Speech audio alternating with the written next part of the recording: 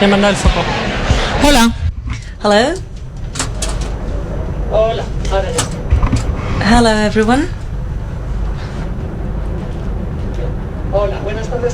Good afternoon, everyone. Welcome to Espacio Fundación Telefónica. My name is Elena González. I'm responsible for the extended reality that you have in the fourth floor, and where you can enjoy the installation, the virtual reality installation made by Laurie Anderson, that you can visit starting this Saturday up until the 13th of January. You just need to book the slot in the web, and after these advertising moments, I will tell you that Espacio Fundación Telefónica has been betting and favoring virtual reality for over 3 years as a tool that can enhance creativity. We have been taking this technology closer to people, and we want to bet on the content, and this collaboration with the RIZOMA festival is the top of this year, with a content that has such quality. As you know, this piece of work has been has received an award in the Venice Festival, and it's an honor to have her here today. The RIZOMA Festival started yesterday and will be carrying out several activities up until the 2nd of December. We are going to see Laurie Anderson, and we're going to start with video, and then Maria Santoyo is in charge of the exhibition, and she will give you a presentation.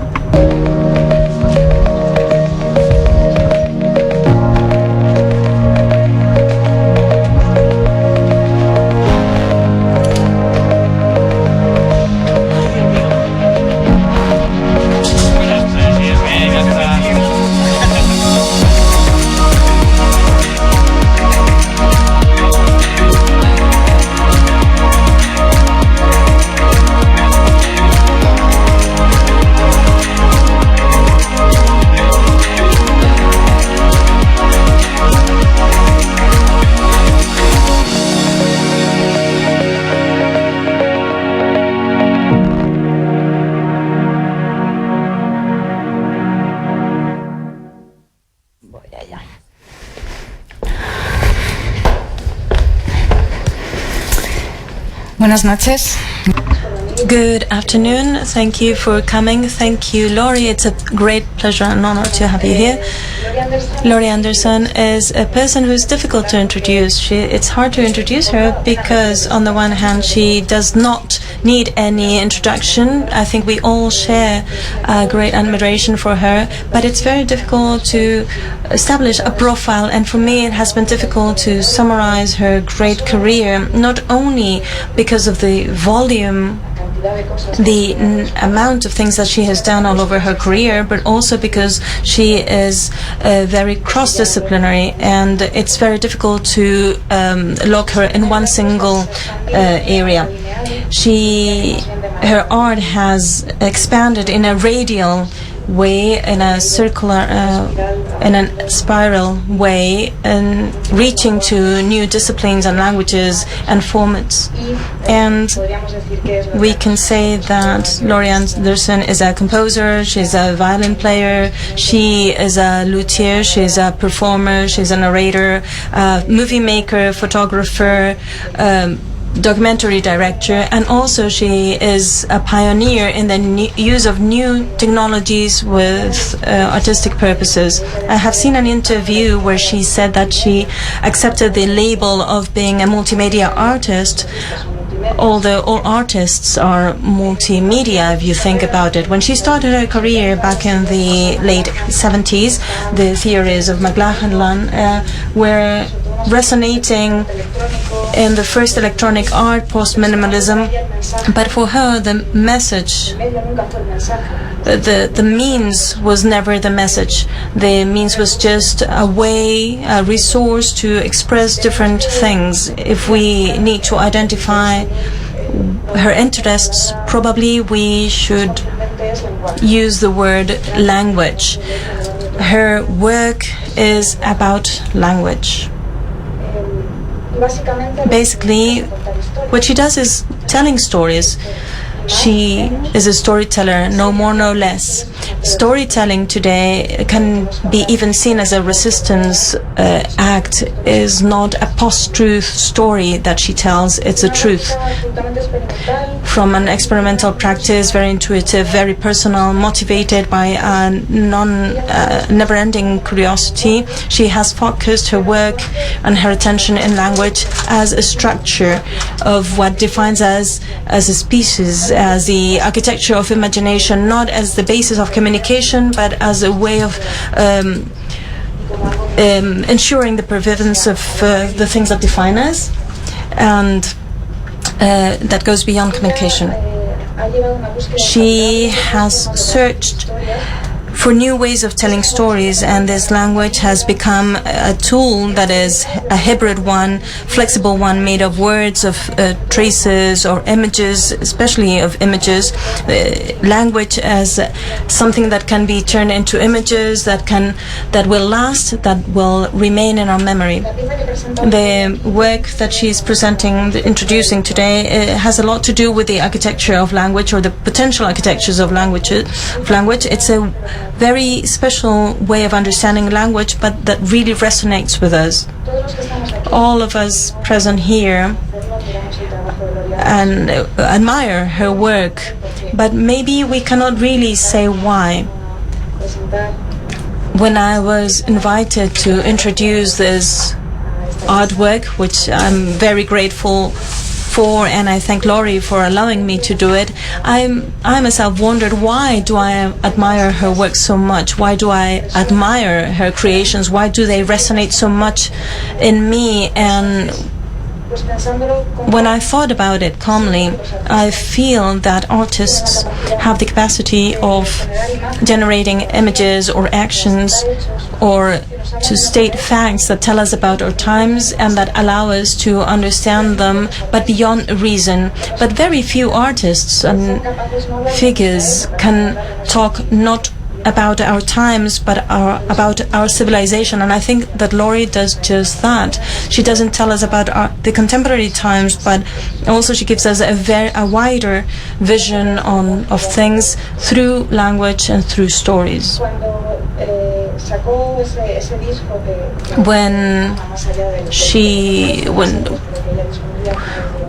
When the album that gave her fame in the 1970s, with All Superman, she was announcing the arrival of these planes that were arriving in 1981, seemed to signify to me the end of the world, such as what happened in September in 2001, and this prophetic value is embedded in her work. Since then, since that very strange song, almost 40 years have passed, and we are introducing here today one of her latest creations, a collaboration with the virtual reality artist Sin Chin Huang, the Chalkroom, which is the room made of chalk, or maybe a blackboard.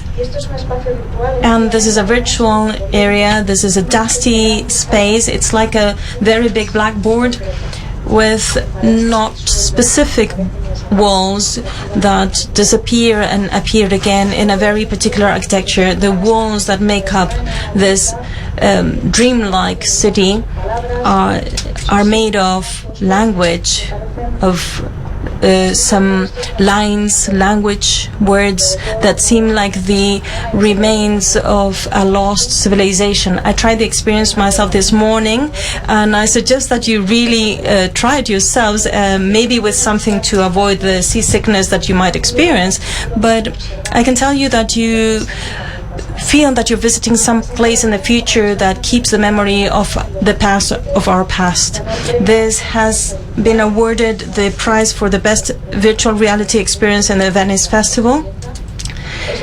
Today we presented here in the context of the RIZOMA Festival, devoted to the multimedia arts, including cinema. There will be other activities in the Matadero and the Sala X, and up until the 2nd of December, I think you have the agenda at your disposal if you have the opportunity to enjoy it. There's also a series of movies by Laurie Anderson in the Filmoteca, and this artwork has been in the Mas Mocha in the Louisiana Museum, and it's introduced for the first time in Spain in the context of this festival and in the Espacio Fundación Telefónica, and we can enjoy it up until the 13th of January. You just need to book your slot, and I really strongly suggest that you do.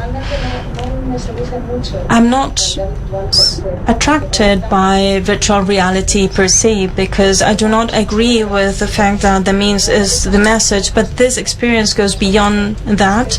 It's an aesthetic experience, a deep experience. At some point you are in one of these rooms feeling all this tumuli, and you reach up to Laurie Anderson's universe and your own universe, where words are not Laurie's words but also words that have a meaning for us.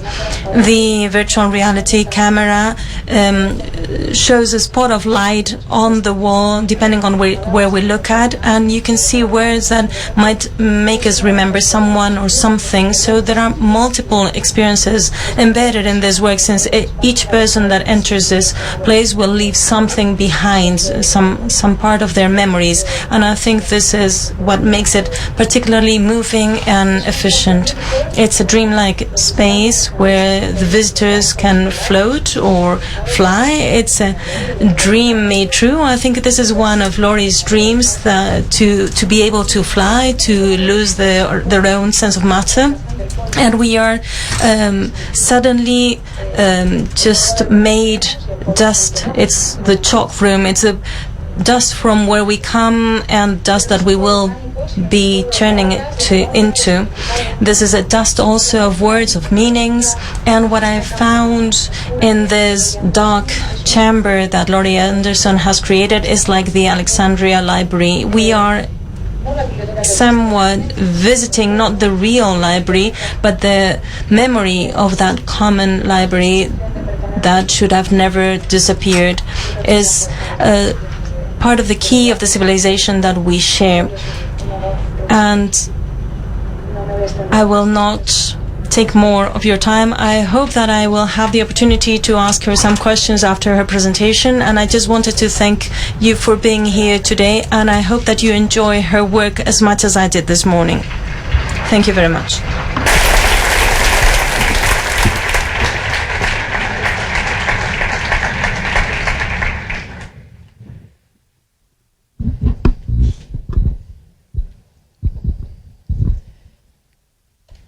Hello. Thank you so much for coming.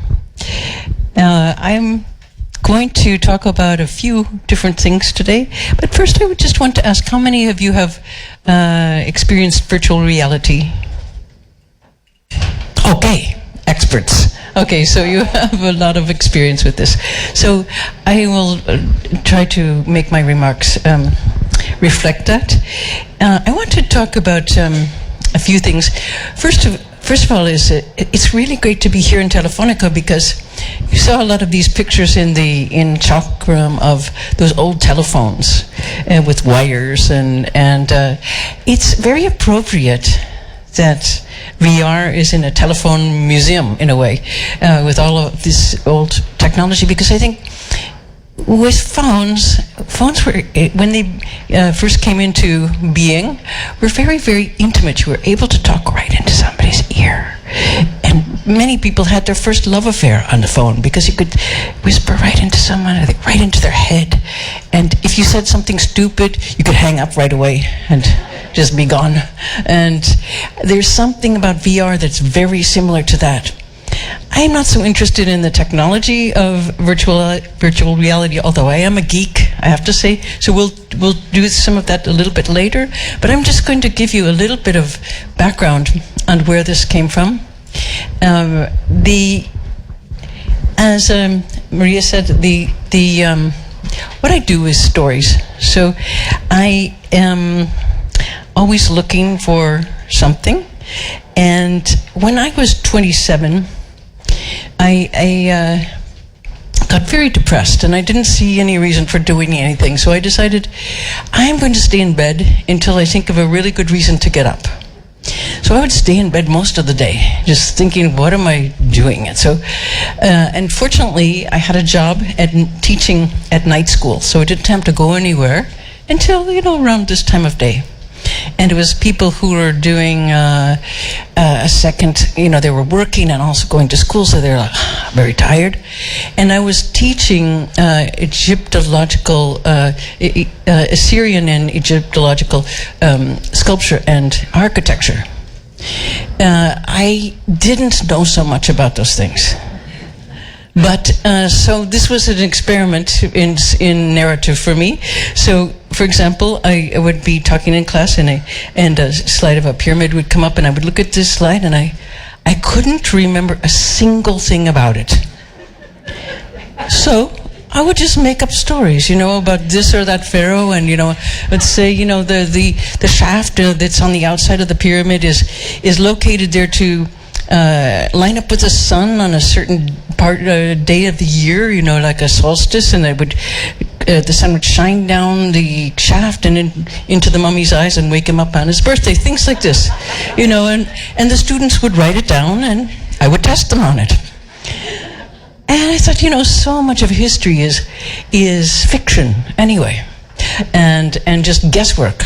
That I would try to participate in history and in stories by seeing. We don't know why they did a lot of this stuff. We really don't. So anyway, I also use my own stories and sometimes make films that are about a distant land, which is another distant land of our childhood. And this is, I've happened to find some very old footage, and those of you who are your family historians and in charge of the old ratty footage of your family history know what I'm talking about. So that was my job in my family, to get the old films going, and I happen to love low-tech imagery. So this is Super 8 films of a lake that we used to skate on, and it reminded me of a story, this image, because of course imagery triggers memory, and vision. In many ways, a lot of people think that half of what we see is what we remember. So that you're looking at a crowd of people and you're remembering the crowd of people as much as you're perceiving them in the present. So it's a combination, like virtual reality, of memory and perception.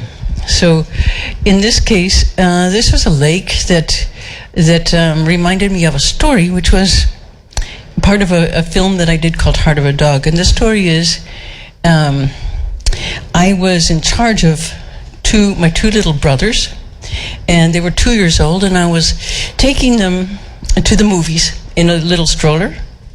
And I was coming home, crossing the lake on the ice, and I decided I'm going to take them. I was about 8 years old. I'm going to take them to see the moon on an island, just rise up and park the stroller there. So I skated over to this island, and the ice near the island was very, very thin.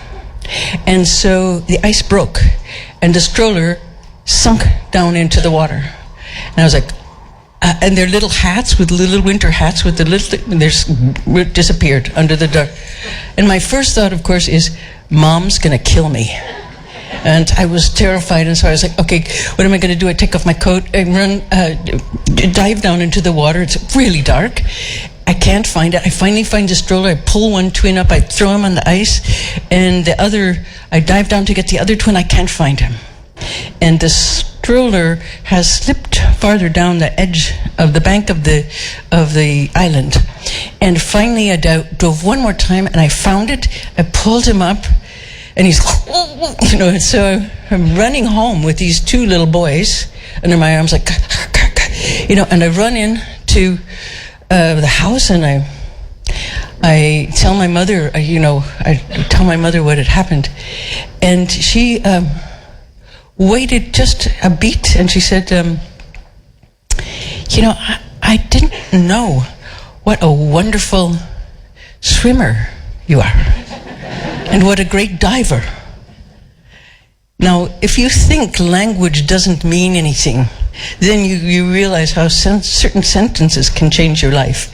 Because here I was, I'd almost basically killed my brother. She could have really said, "What were you thinking? Are you taking the, you know?"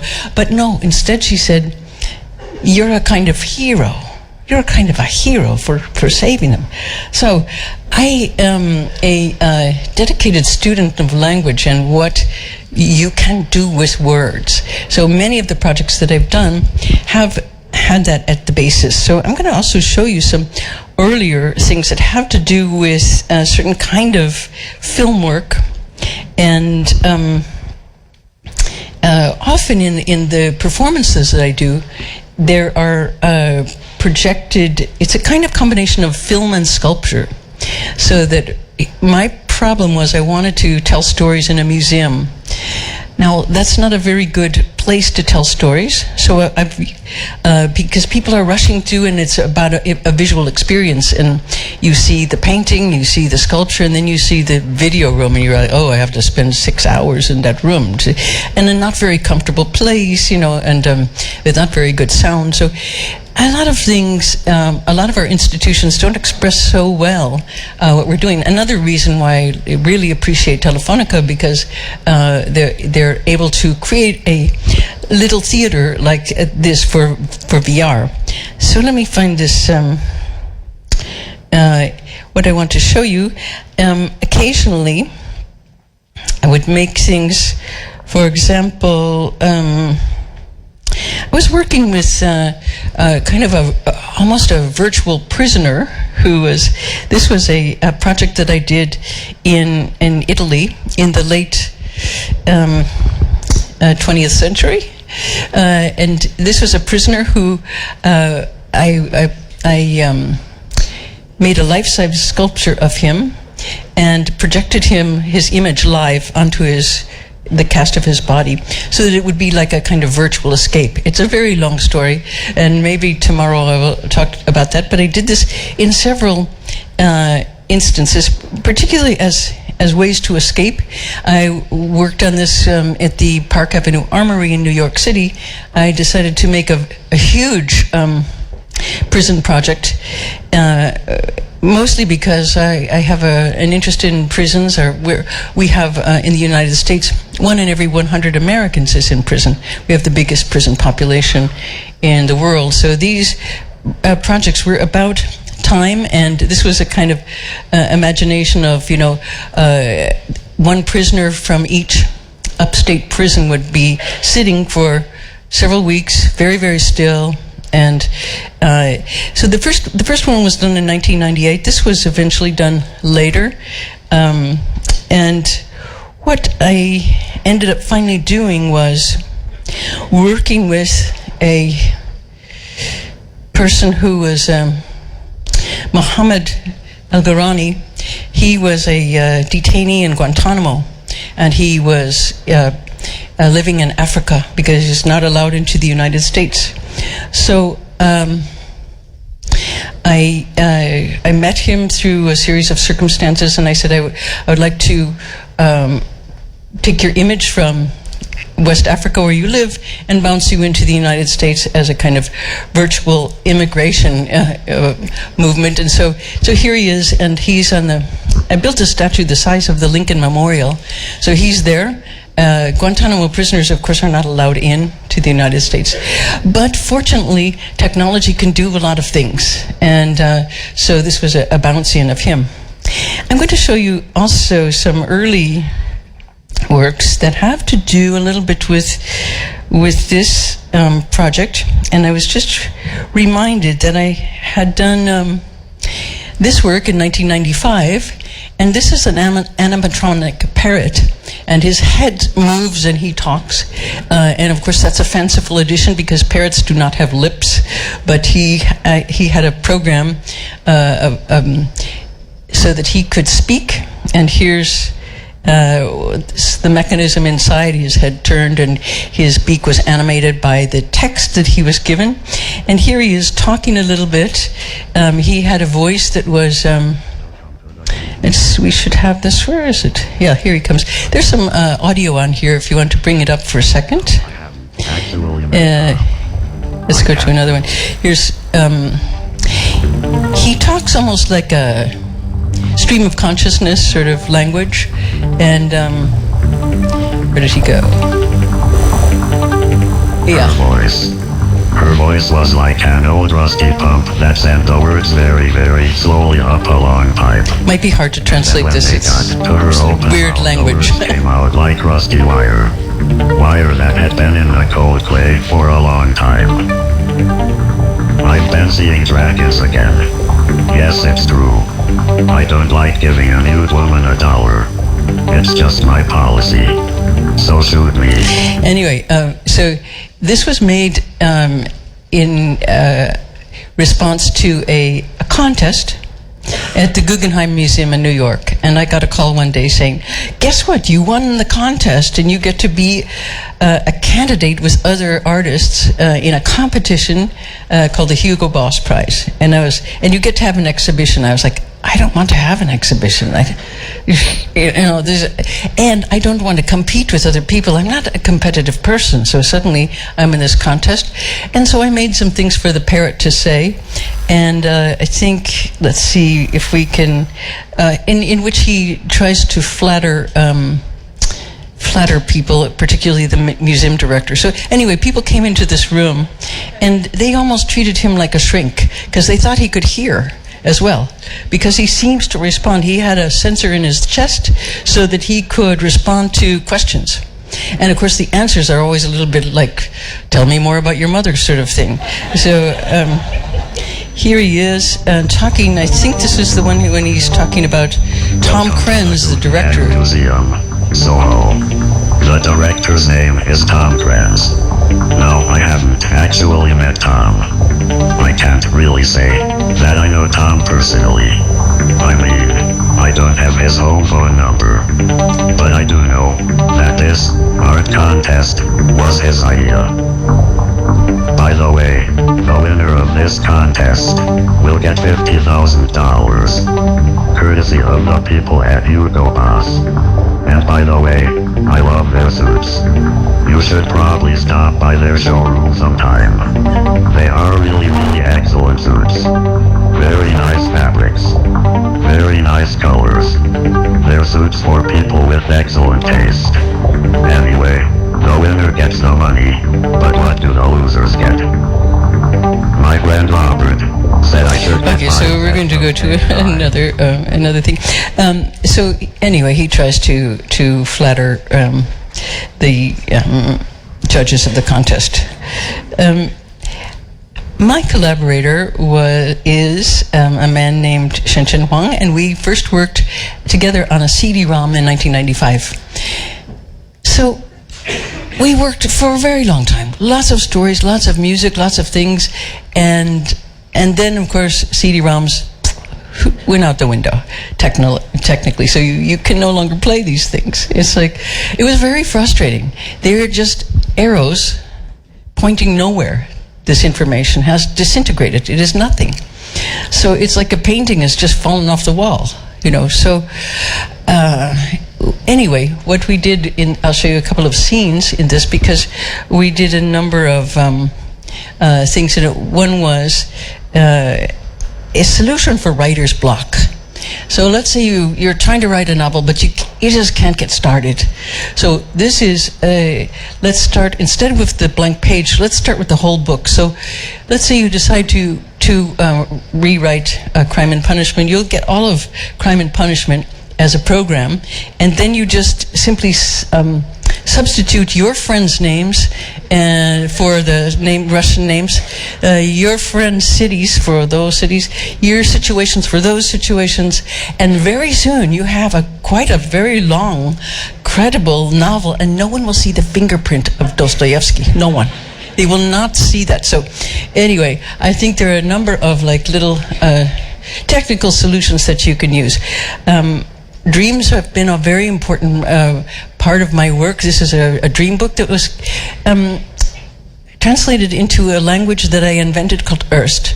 And Erst was just a series of codes that had relationships of how those dreams would relate to each other. And this was just, it was one of the things that, means something only to me, really. In the way that, if you start telling somebody your dreams, people are like, and you're going, yeah, my uncle was walking down the road, and then, you know what? No, not my uncle. No, my father. No, my uncle. And you're like, don't tell me your dream. Please, please. Keep it to yourself. It's better just your own personal mental movie, so it doesn't snap across to another person so easily. Now, when Shen called me up a couple of years ago, 3 years ago, and he said, let's do some VR. And I said, no, thanks. I really don't want to get into another situation that is technically complicated and will disappear. And plus, I do not like the visual language of virtual reality. It's very flat, it's bright, it's brittle, it's unpleasant. People look like they're made of rubber. It's not beautiful. And plus, it's all comes from gaming. Scoring and guns. And so right now, one motivation, frankly, for me with doing VR is guns and children, because now, recently we have a new law in the United States, and that is that the budgets for schools can now include guns for the teachers. Guns for the teachers. No. Okay, so I am trying to make things for kids, because kids are very good at VR. The best people at VR are 9-year-old boys. They're experts. They're really, really good. The rest of us, we're kind of okay, but they're very, very good at it. They learned when they were 3, to use these games. And I would like to make some things that have a different goal, which is to fly, and to be free. So, that was my motivation in making this particular piece. So those of you I'm going to give you a little tour. So I said to Shen, if we can make something that's dusty and has a real atmosphere as opposed to just airless, then we can try it. So these are a few scenes from these places in Chalkroom. No one probably will find all the places we put there. There are hundreds of places to go. So even people who, there are people who this is installed in Western Massachusetts, and they do it all the time, and they haven't found the secrets. So it's a wonderful kind of way to build a place that has a lot to do, of course, with your dream. Some people really have a kind of Icarus complex, and they just fly straight up to the sun. Until they just melt. They just don't even go around in there. They just go right to the sun. Everybody has their own way to look around. Now, this, of course, is a very interesting and challenging situation for artists to work with, because it then is it's very much controlled and navigated by the person who's doing it. So it's a collaboration in a way that's very, very interesting to me as an artist. There's no beginning, middle, and end. And for me, that's a kind of nice thing, because I do a lot of live things, concerts and things like this, and I find beginnings very, very hard, and I find ends very hard. It's why I don't have intermissions in shows, because then you have to have 2 beginnings and then 2 ends, and that's starting something is what happens in the first couple of minutes. Is when people build their expectations and decide what this is. Is this a comedy? Is this a tragedy? Is this just some experimental, who knows what? I've noticed that audiences make up their minds very, very quickly. And I like to watch how that happens. So, because it's a communal, it's a thing. Now, VR is a strange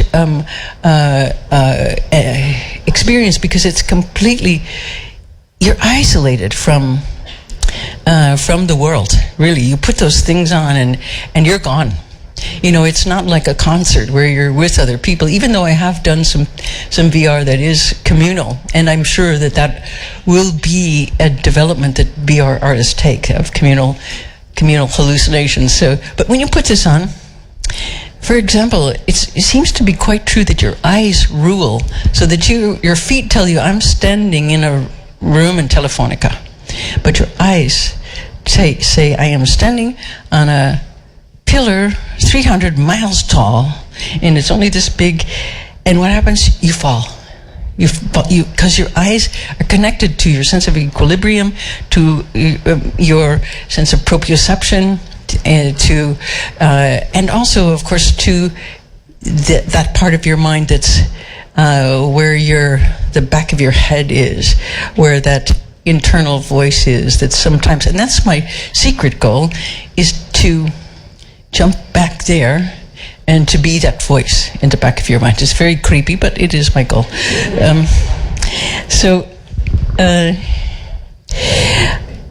And also, because my own voice tends to be pretty negative, I try not to put that in other people's minds and try to be a different kind of voice.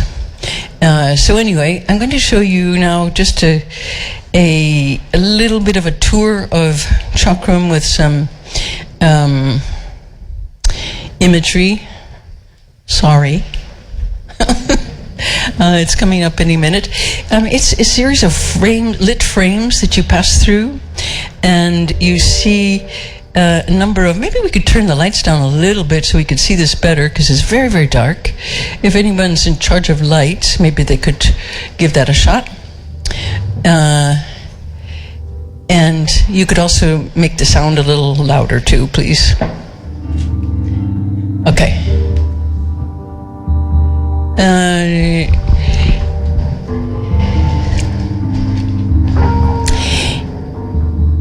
There are plenty of places in Chalkroom that are very claustrophobic, and so you're pushed through some hallways, and you are then taken into things that are made of words.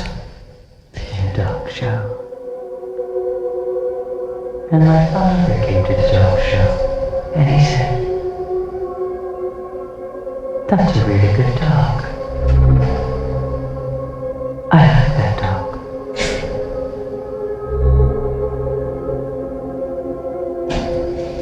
So a lot of these images that you pass through, that you fly through, are made of dust-like letters. It's not for people with vertigo.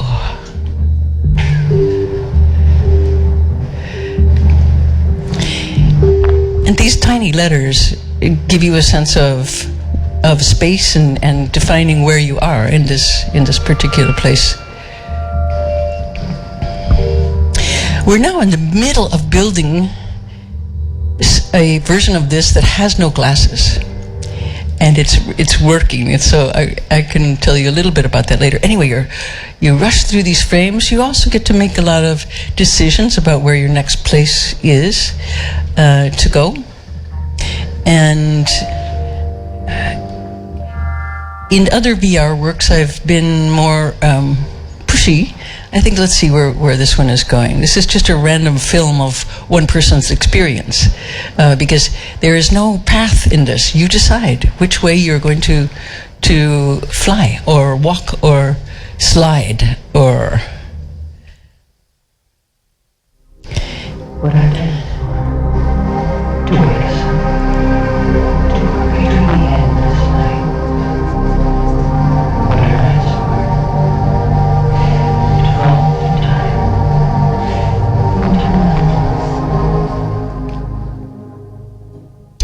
So some things are flat, some things dissolve. Many places are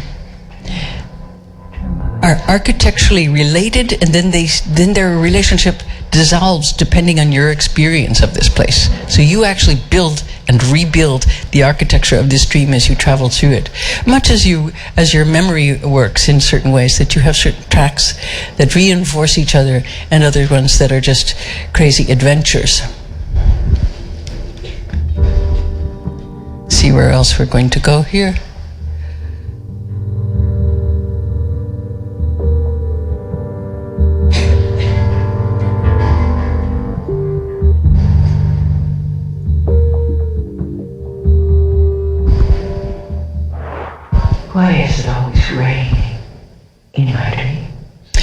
head will track your head motion.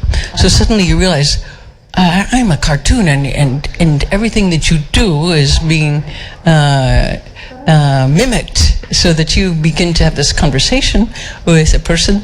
But there are, anyway, hundreds of situations in this work, and let's see where else. If there's one more place to go. We limited this to about 15 minutes because it's really wearing these headsets is just. It's a very awkward art form. They're heavy. You get it's hard to wear. It's hard to see, and you get a bit exhausted. So we said 15 minutes. Now some people don't do that. They just do this forever, and they just find these weird rooms that no one ever finds. Whatever. Anyway, this is the conga line of crazy dancers. Now we're going to look at. The way this has been visualized. So I decided to, instead of just throw some headsets on a table and say, go into another world, I tried to make a transition area made of, this was the first version of this at Mass Mocha, of iridescent paint. So it was very dark, and these things were really glowing, so that you would go into this like that.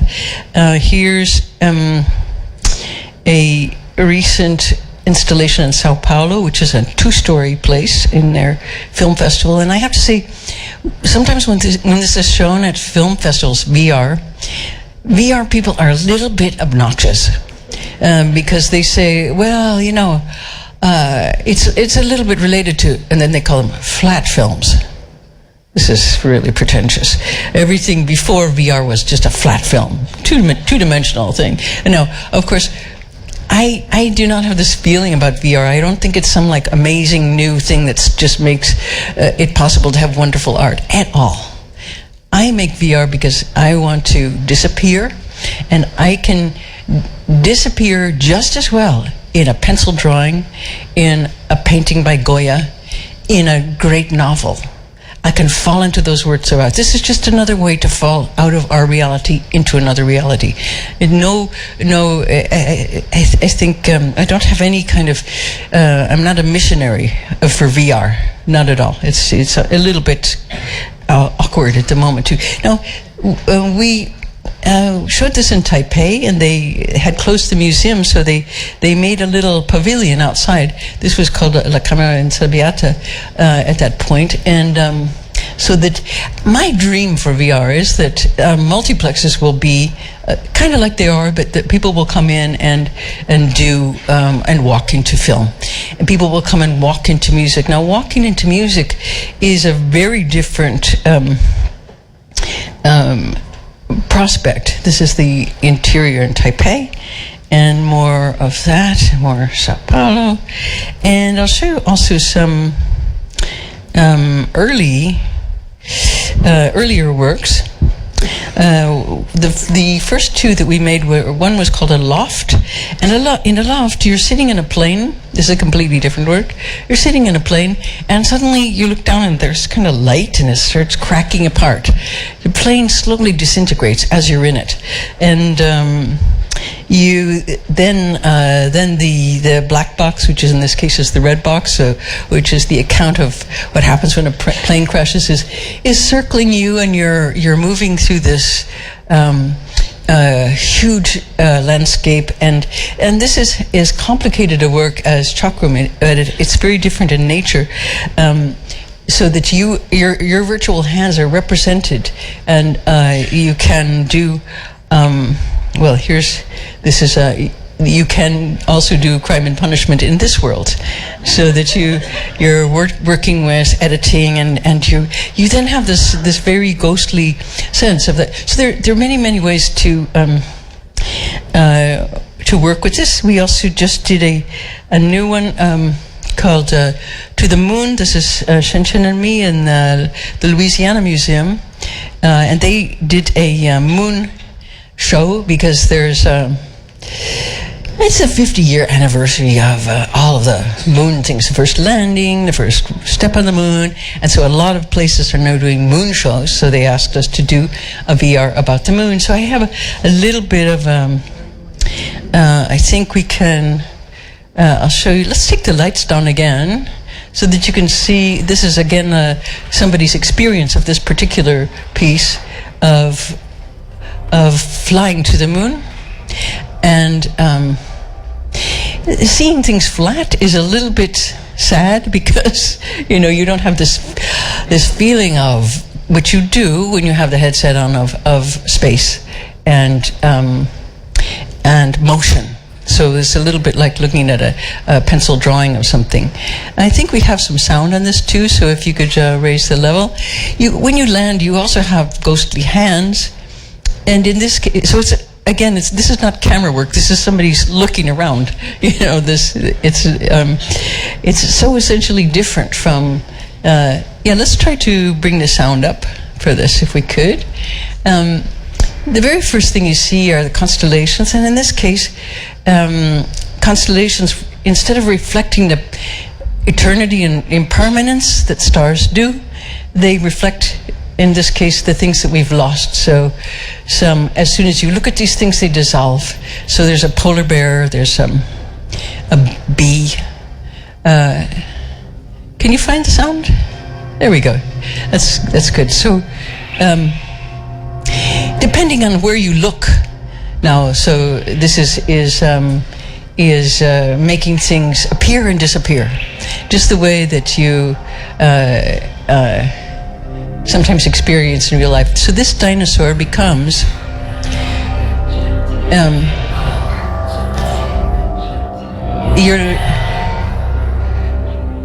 you can fly through all of these extinct animals, their DNA, and you can see and this one is quite terrifying in a way, because all of the sound perspectives change as you go inside the dinosaur or inside the whale.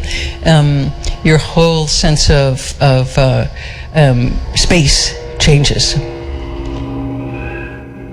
And then this sort of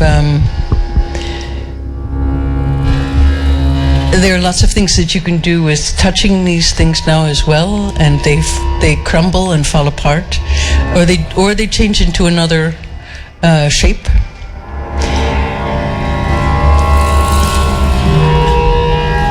So this is only one of the many soundtracks of this. As I said, it's multi-channel sound as well as multi-channel imagery.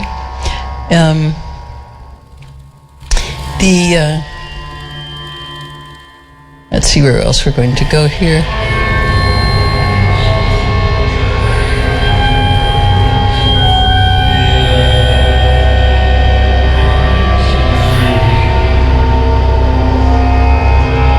We tried to do a moon that was, of course, an imaginary moon, and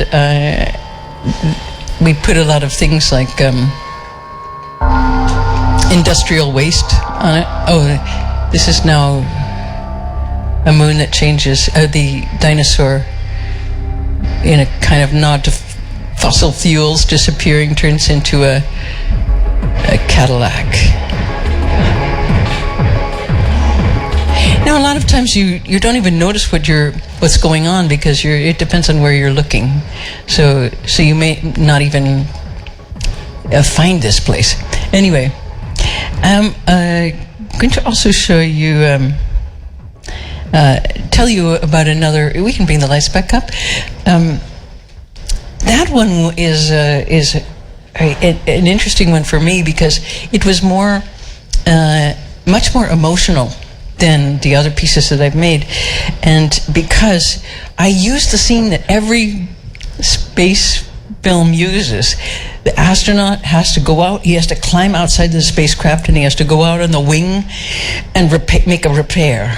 Okay, and so what happens is on the wing, his cable gets cut, and he falls and tumbles and tumbles and tumbles into space, and without any hope of rescue.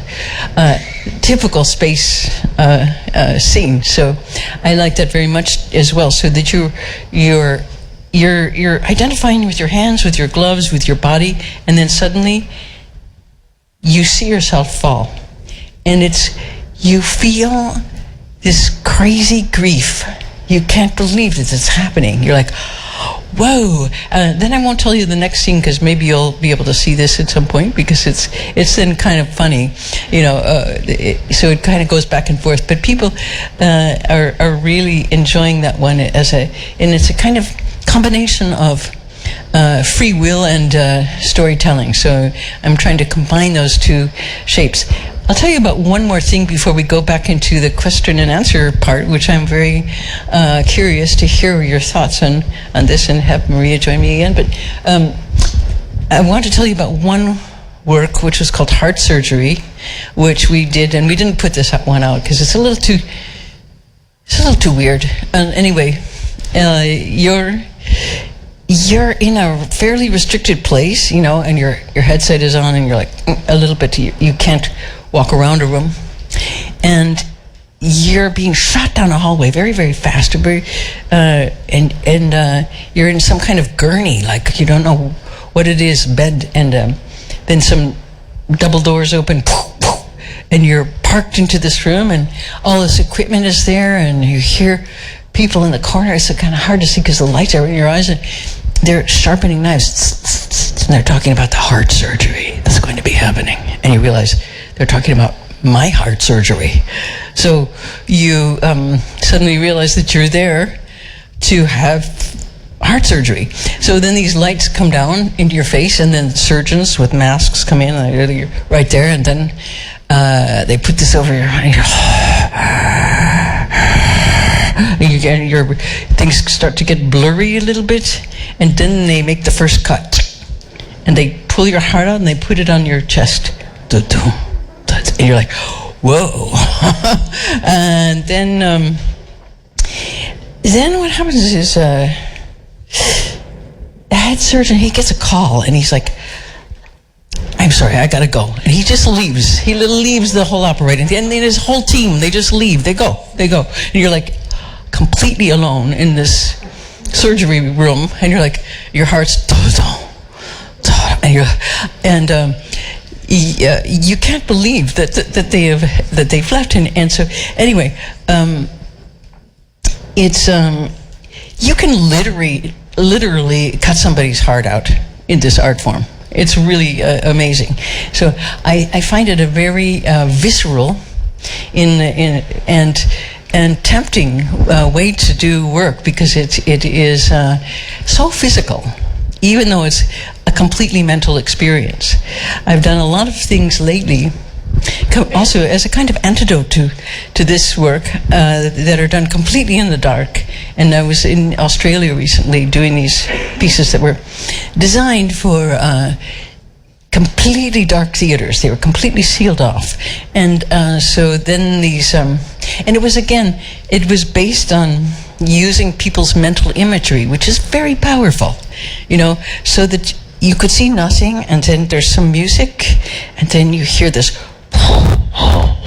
train coming in, like a huge train in the room, filling the room, and all of your feelings about trains and leaving and coming back and are right there, because sound can be so powerful and create your own images. So I'm very interested in this as well. So, and that is zero technology. That's just close your eyes and tell someone a story with some sound effects. It's pretty minimal. So what I'm trying to say is that there are many art forms around now that are super high tech. This is not this, and virtual reality is one of those types of things. But it's I think that to the extent that it can encourage us to use our imaginations and not just be dazzled by another superhero movie of like explosions and car crashes, and you come out of those feelings so numb, and they're so apocalyptic and so filled with aliens and robots and very few humans, that you kind of like, what am I doing here? And so I think that some of these art forms that involve the real participation of the viewer can be quite interesting, because then you use your own imagery to to complete the picture and to basically sort of structure it. So I know that it's time to do, shall we do our second part? I think you wanted to raise some questions, or? A few questions. Okay, great. Okay, Right. I think, are we having Maybe some join chairs? me here and... Just standing up, maybe you want to sit down, maybe you want some water. What do you want? Sure. Let's sit down. Okay. Let's sit down and drink some water. Okay. Thank you. Thank you. Thank you. Sit down, please. After you. There's only one chair. The other one is coming up. There's another Okay. one coming. Okay, good. All right. Thank you. We sit down. Yeah? Great. Thanks. This is pre-technology. Yeah. Well, I had 100 questions, but I only brought 3. And maybe the audience would like to make a few questions afterwards. But I had this first question because I was quite surprised of the aesthetics of this VR room. I'm like myself very reticent to VR. I'm not very fond of it. Because of the aesthetics, but I was very surprised of this because it's very primal. It's very back to the basics, chalk, dust. And why did you decide to do so? Because it seems like a prehistoric cavern, or maybe a Plato cavern is some kind of a mausoleum somehow. Yeah, I think it does have some. It's a relative of some cave drawings, and they're very simple drawings, and I did that because the visual palette of VR is quite limited. Like I was saying, you can't really do something very convincing with the visuals. So if you're trying to create a virtual person, they look very wrong. It looks unpleasant. Yeah. They're like talking like this, and there are no lenses in this. There's no cameras. There are no camera angles. There's no real. There's no dirt in that world. You have to make your own dirt to put in it. There's nothing in there, except lines. And in this case, the visual language is somewhat impoverished. And most of our films have the films that are around now have 100 times more. Abilities to show real motion, and because it's based on photography and film, and everything is invented in this world. So I thought, okay, then if everything is invented, let's go to another form of representing them, which is drawing, and let's see if that can create volumes and drawing and architecture. So these two elements are the very, very simple ones that I think the visual language of VR is capable of representing. This experience also invites somehow to fear and loneliness.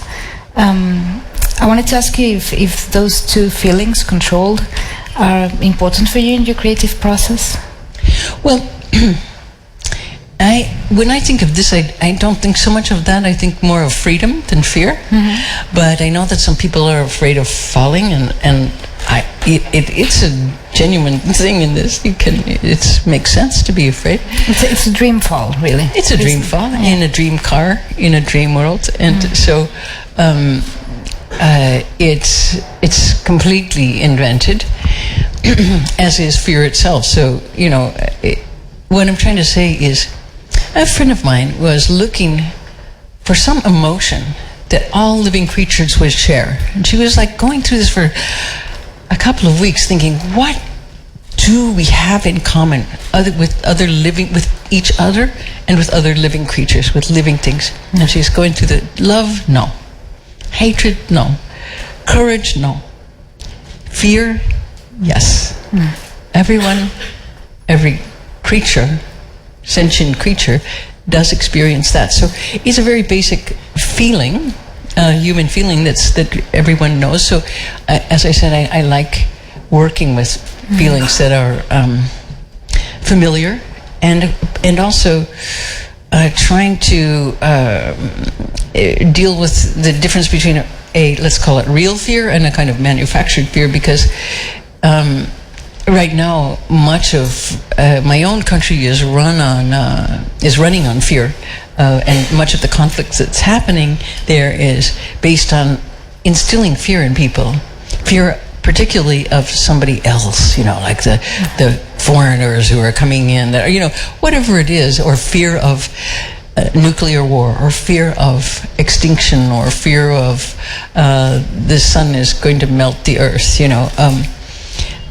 so it's a powerful emotion. And so one of the things that I like now in terms of loneliness, I feel that this is not so much about loneliness as about being alone, which is very different, so that you get to fly by yourself in this world and make up your own mind, so that you really can have 100% choice in it. So it's really about freedom, and for me it's more about freedom and fun than fear and loneliness. But still, it's like a gifted isolation, because nowadays it's so hard to be isolated, like alone, feeling good to be so, but alone. So what I thought it was magical this morning is that I was completely isolated from the context and flying.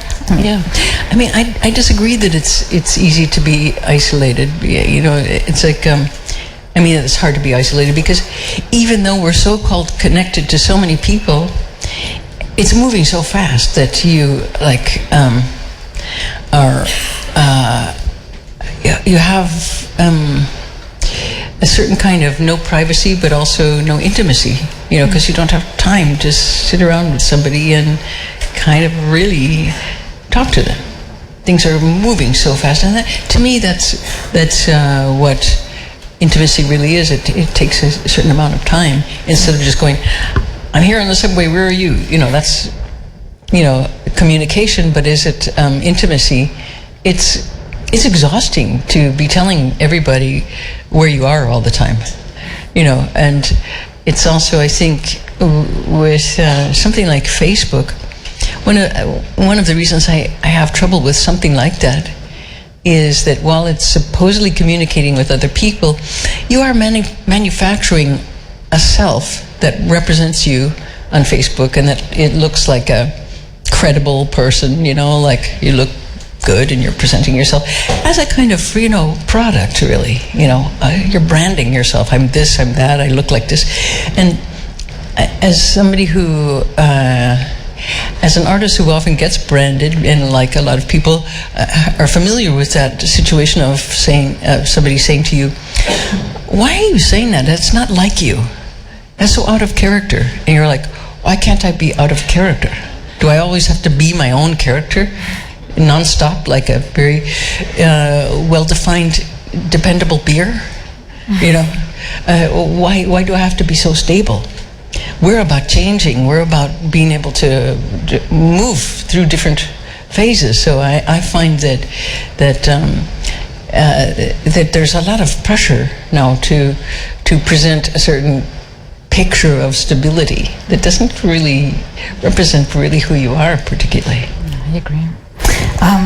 I wanted to talk because I think maybe I'm wrong, but I think that some of the rooms in Chalkroom are connected with previous work of yours. For example, the dog room, and you have this documentary film, a very rewarded documentary film, The Heart of the Dog, with a mention to your dearest Lullaby, is your dog.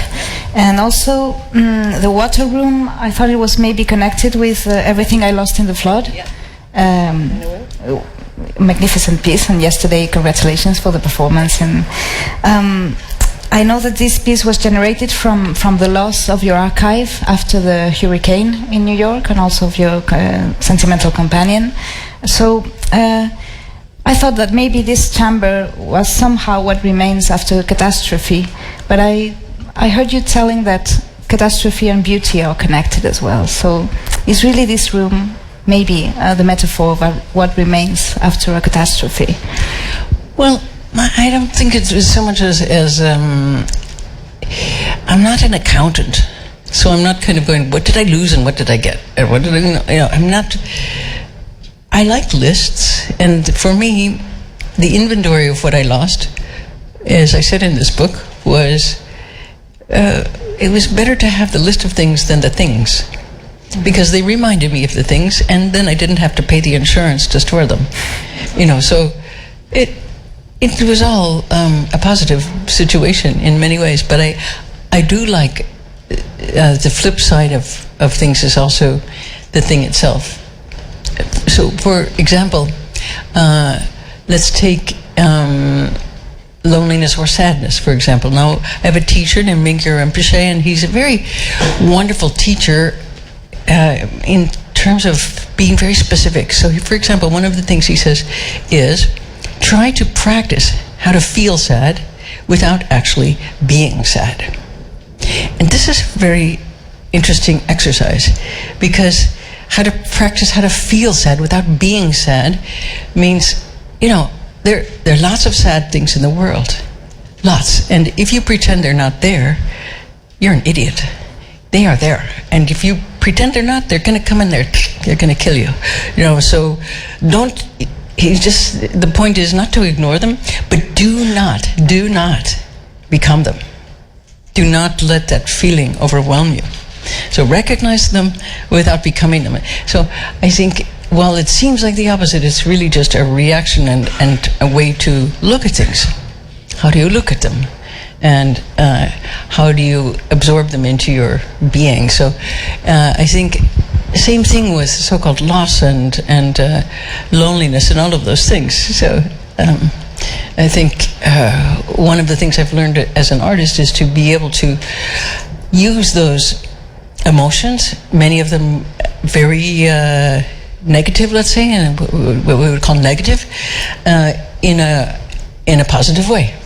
Being an artist is not a negative thing. So you're making things, and that's something that is even though you're making things that are about disasters or loss or pain or those things, it is still a way to reify those things. Mm-hmm. Thank you, Laurie. Thank you so much. I think maybe we're running out of time, and I would like to give the chance to the audience. Maybe they want to ask you some question. Thank you so much for your answers. Okay.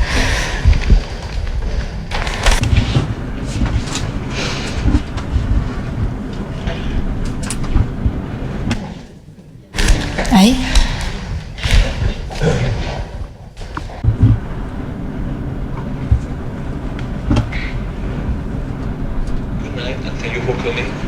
Laurie, there's something that has struck me with your work, which was the moon, with all lost and forgotten things, and this was Ludovico Ariosto, Orlando. He places on the moon everything that's lost and forgotten, the Middle Ages poet. I didn't quite hear you because the speakers are going the other way. Okay. Do you know what he said? I think he was asking you about the Orlando Ariosto, that you put in the moon the things that are lost. There was a reference? Not really. But thank you for that. No, I will think of that connection.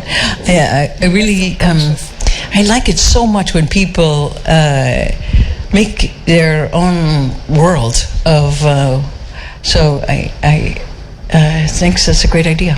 Cool. Yeah. Thank you. My pleasure. Somebody else?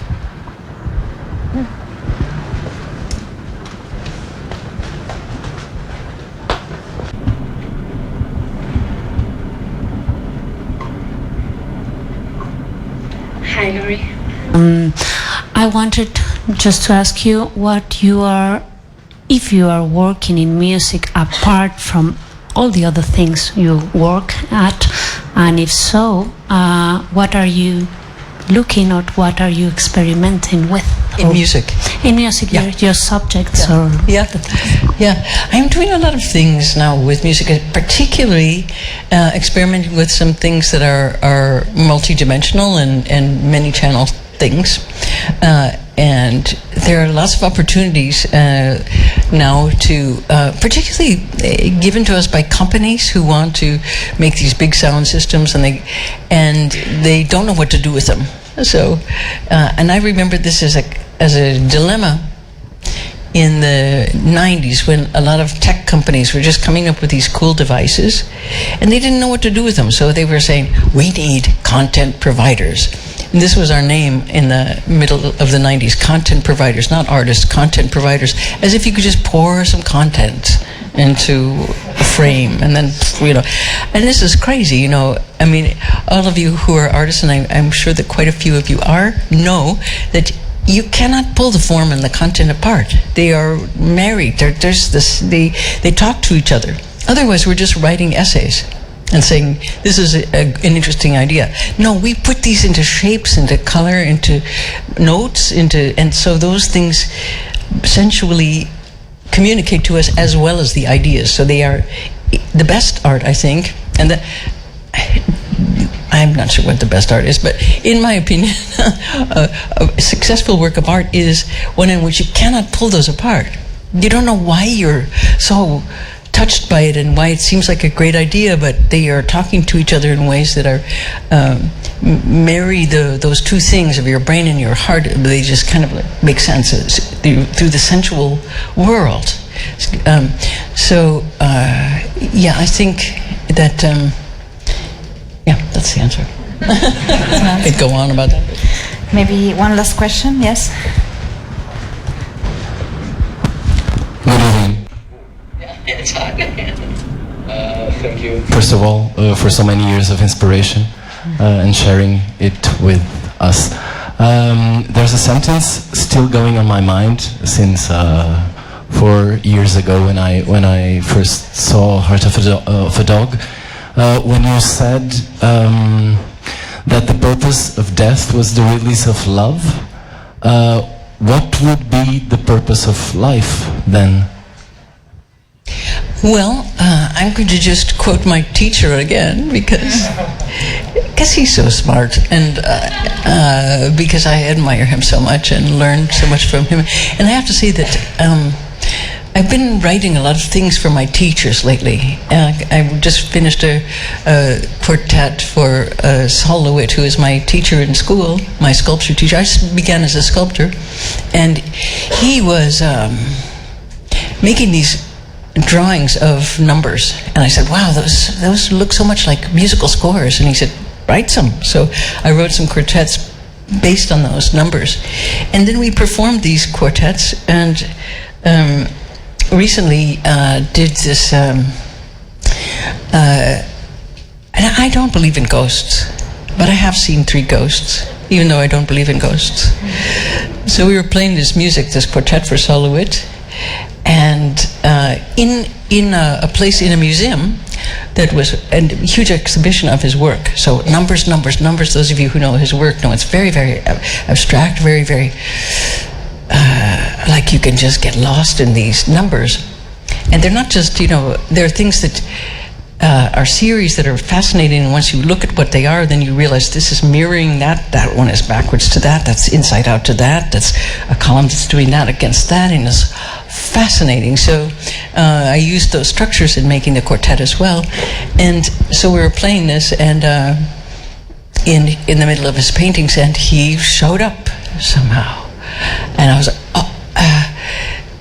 like I said, I don't believe in ghosts, but he did arrive. And something about music, opens the door between this world and the other one. So those of you who don't believe in that, I completely respect that as well. But the more I look at that, the more the worlds that I invent as an artist are increasingly the barrier between the so-called real world and that is thinner and thinner. So anyway, I want to tell you one story about Saul Lewitt because as a teacher, but when I was a young artist, I got invited to go to Rome to show my work. So I arrived in Rome with the big bundles of stuff, and I was very, very excited to be having this chance of showing my sculpture in a big show in Rome. And I got to the big exhibition hall is completely closed. It looked completely like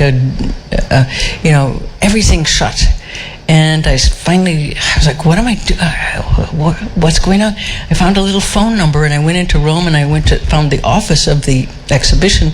I said, what's going on? I'm here with my work, and it's very exciting. And they were like, well, there's been a little delay. I was like, how much of a delay?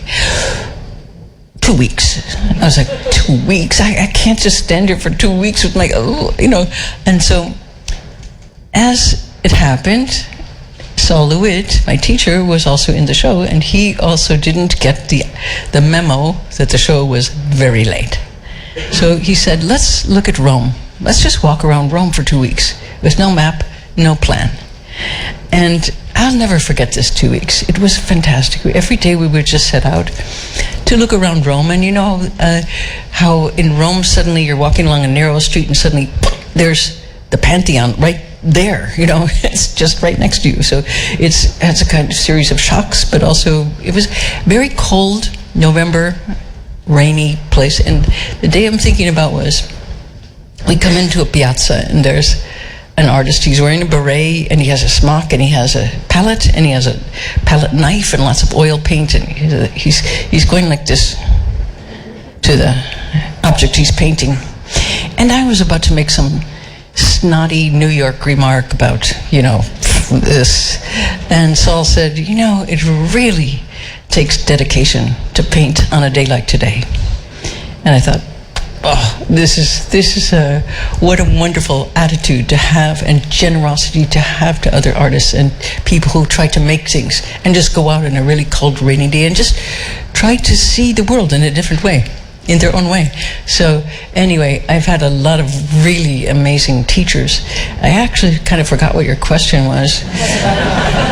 What's the purpose of love? Oh, the purpose of love. So I was going to say that Mingyur Rinpoche, my other teacher, my meditation teacher, he's part of a song that I wrote about this, and he just said that everything is love. Everything that happens in the world is love. Everything that you see and do is love. And even suicide is love. Because it's the desire to be free.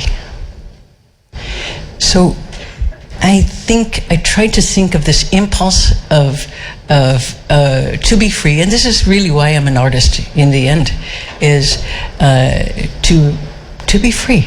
And I think I share that with most of the artists and musicians and dancers that I know, is to find forms that express that, so that we can not feel like downtrodden, but more like, whoa. So anyway, thank you so much for asking me to be here, and thanks for our conversation. Much. Let's be free. Let's be free. Let's be free. Thank you so much. Tomorrow we're going to have another talk about your creative process at 5:30 in the afternoon. If you want to come by. If we're going to. Thank you so much for being here. Thank you, Laurie. It's been a great pleasure. Thanks a lot. Thank you.